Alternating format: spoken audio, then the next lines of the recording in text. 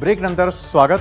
अजित पवार गटाच्या नाराज आमदारांचा सुळेंशी संपर्क करण्याचा प्रयत्न सुरू झालाय. अजित पवार गटाचे 10 आमदार पवार गटाशी संपर्कात असल्याची माहिती सूत्रांनी दिली आहे. अजित पवार गटाचे नाराज आमदार परतीच्या वाटेवर आहेत का असा प्रश्न या निमित्तानं उपस्थित झालेला आहे. निलेश बुधावले आपले प्रतिनिधी अधिक माहिती देत आहेत. निलेश, हे 10 आमदार कोण? विशाल, आपण जर पाहिलं तर ज्या पद्धतीनं महायुती सरकारमध्ये जास्तीत जास्त जागा निवडून येतील असा विश्वास व्यक्त करण्यात येत होता, मात्र प्रत्यक्षात चित्र वेगळं महाराष्ट्रामध्ये पाहायला मिळालं आणि त्यामुळेच कुठेतरी आता राष्ट्रवादी काँग्रेस पक्ष या पक्षामध्ये देखील जे आमदार आहेत त्यांच्यामध्ये कुठेतरी चलबिचल पाहायला मिळते आणि किंबहुना त्यामुळेच सुप्रिया सुळेंशी संपर्क साधण्याचा तर प्रयत्न या निमित्तानं होत नाही ना, अशी एक शक्यता वर्तवण्यात येते आहे. कारण सुप्रिया सुळेंना अभिनंदनाचे मेसेज पाठवताना कुठेतरी एक जवळीक साधण्याचा प्रयत्न केला जातोय, अशा पद्धतीची माहिती विश्वसनीय सूत्रांना दिली आहे.